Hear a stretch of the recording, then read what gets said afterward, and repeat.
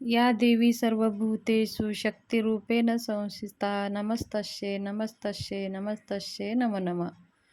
चला तर मग आज आपला विषय आहे नवरात्रीमध्ये कन्यापूजनविषयी आज आपण माहिती घेणार आहोत. नवरात्रीमध्ये देवीची सेवा करतो आपण, पूजा करत असतो, देवीची ओटी भरत असतो, देवीची परडी भरत असतो, देवीची दररोज आरती करत असतो. तसेच नवरात्रीमध्ये कन्यापूजनाला सुद्धा तेवढंच महत्त्व आहे. कन्यापूजन कसे करावे, कन्याला कोणत्या वस्तू द्याव्यात म्हणजे आपल्याला सुख समृद्धी ऐश्वर्य प्राप्त होईल, ही सगळी माहिती आज आपण ह्या व्हिडिओमध्ये जाणून घेणार आहोत. व्हिडिओ स्किप करू नका, पूर्ण पहा. नवीन आला असाल तर एकदा चॅनलला सबस्क्राईब करून लाईक करा. चला तर मग कन्यापूजन कधी करायचं असतं आणि कन्यापूजनामध्ये कन्या किती वर्षाची असायला पाहिजे, सगळं शास्त्रीय माहिती आज मी देणार आहे. व्हिडिओ स्किप करू नका. बघा, शास्त्रामध्ये असं सांगितलं आहे की कुमारिका पूजनाचे खूप महत्त्व आहेत. नवरात्रीमध्ये तर जास्तच महत्त्व आहे. कुमारिका पूजन केल्याने आपल्याला आपल्या मनोकामना पूर्ण होतात. तुम्ही जर नवरात्रीमध्ये 9 दिवसाचं उपवास करत असाल, तुम्ही घटस्थापना करत असाल किंवा करत नसाल, अखंड दिवा लावला असाल किंवा नसाल, उपास असेल किंवा नसेल, तरीही आपण नवरात्रीमध्ये कन्यापूजन करणे खूप महत्त्वाचे मानले जातात. 2 ते 9 वर्षापर्यंतच्या मुलीचे कन्यापूजन केली जाते. नवरात्रीत खास अष्टमी व नवमीला कन्यापूजन करत असतात. कुमारिका पूजनाबद्दल अधिक आपल्याला माहिती असायला हवी. कुमारिका पूजनाला खूप महत्त्व आहे. 1 वर्षापासून ते 9 वर्षापर्यंत कुमारिका पूजन केल्याने त्या देवी स्वरूप पूजा करून आपल्या मनोकामना पूर्ण करू शकता. ह्या कन्यापूजनाने आपल्याला काय प्राप्त होतं? शास्त्रामध्ये असं सांगितलं जातं की कुमारिकाच्या पूजनाने आपल्याला ऐश्वर्य भेटतं.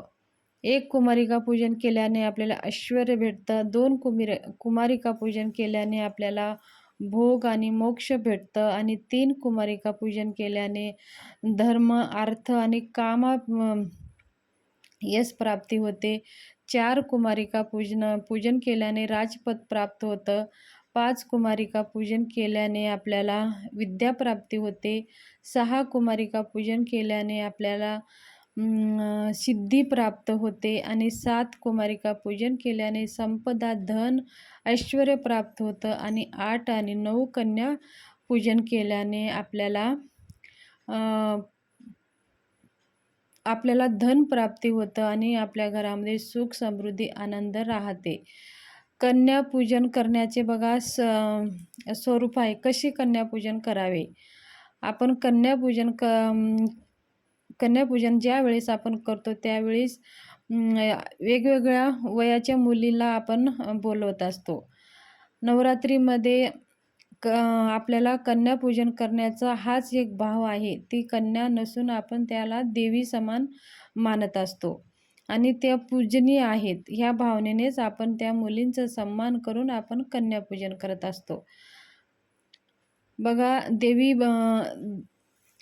देवी भागवत महापुराणामध्ये प्रथम खंडातील तृतीय स्कंदामध्ये या गटातील माहिती अशी दिलेली आहे की त्या 2 वर्षाच्या मुलींना कुमारिका म्हटले असून तिचे पूजन केले जाते. म्हणजे आपलं दुःख, दारिद्र्य ह्याचा नाश होतो असे सांगितले आहे. 3 वर्षाच्या मुलीच्या त्रिमूर्ती म्हणतात आणि तिची पूजा केल्याने आपल्याला धर्म, अर्थ आणि कामनापूर्ती होते. धन धान्य वाढून वंशवृद्धी होत असते आणि 4 वर्षाच्या मुलीच्या कन्यापूजन केल्याने आपल्याला तिच्या पूजनाचे विद्या, सुख प्राप्त होते आणि 5 वर्षाच्या कन्येच्या पूजन केल्याने कालिका माता प्रसन्न होते आणि तिची पूजा केल्याने शत्रूचा नाश होतो. 6 वर्षाच्या मुलीची पूजा केल्याने चंडिका असे म्हटले आहे आणि तिची पूजा केल्याने ऐश्वर्य प्राप्त होते आणि 7 वर्षाच्या मुलीची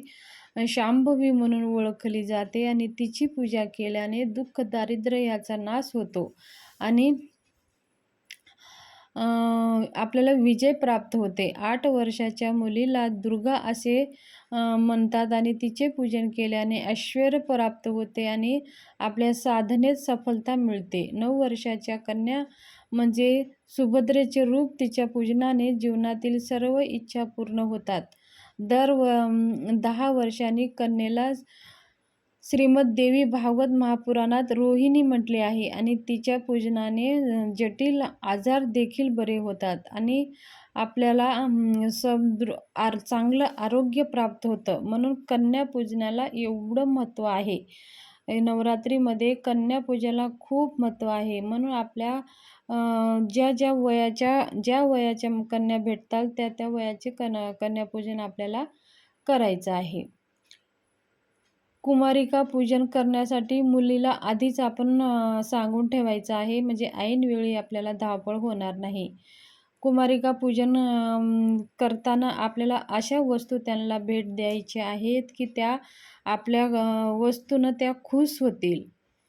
कुमारिका आल्यावर आधी त्यांना पायावर दूध आणि पाणी घालून त्यांची स्वागत करायचं आहे आणि पाय धुवायचं आहे. मग नंतर आदराने घरात घेऊन त्यांना आसनावर बसून त्यांची हळदी कुंकू लावून ओवाळून घ्यायचं आहे. त्याच्यानंतर देवीला नैवेद्य दाखवून मुलीला भोजन द्यायचं आहे आणि जेवणामध्ये कुमारिकांना आवडणारा पदार्थ असायला पाहिजे, म्हणजे त्या कुमारिका जेवून त्या संतुष्ट आणि खुश होतील. मातेची सेवा केल्यानंतर देवी आईची कृपा आशीर्वाद प्राप्त सदैव आपल्यावर राहावं, हे संकटे सगळे दूर व्हावं म्हणून देवीची प्रार्थना आपल्याला करायची आहे. आपल्याकडे नवरात्री जी कुमारिका पूजन केले जाते ते पण अनेक भागामध्ये अनेक पद्धत आहे. उत्तर भागामध्ये बघा त्याला कंजक असे म्हणतात, पण कंजकमध्ये 9 कुमारिकाचे पूजन केले जाते आणि 9 कुमारिका सोबत एक लहान मुलगा असतो आणि हनुमानाच्या रूपात पूजा केली जाते. त्याला लंगूर असे म्हणतात. कंजक करताना कन्या पूजनाबरोबर लंगूर असे फार महत्त्वाचे म्हटले जाते. म्हणून लंगूर बटूक भैरव असेही म्हणतात. आधी मातेची पूजा भैरवाशिवाय अपूर्ण असते. म्हणून कंजकाच्या पूजाविधीत कुमारी पूजनासारखंच असते. म्हणून कुमारिकांचा मानसन्मान पूजा केली जाते. ज्यांना भोजन आणि भेटवस्तू दिली जाते.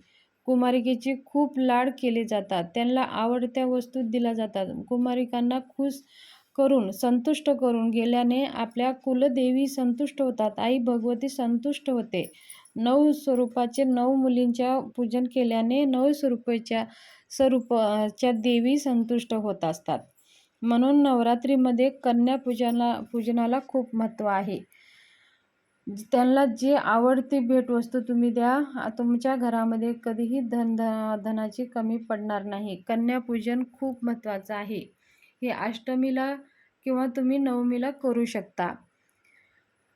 तर ही कन्यापूजनविषयी माहिती तुमच्याशी शेअर करायची होती. माहिती कशी वाटली? जर आवडली असेल तर चॅनलला शेअर करा, सबस्क्राईब करा, एक लाईक जरूर करा आणि व्हिडिओ जास्तीत जास्त ग्रुपमध्ये शेअर करा. धन्यवाद. शुभ दिवस जाओ.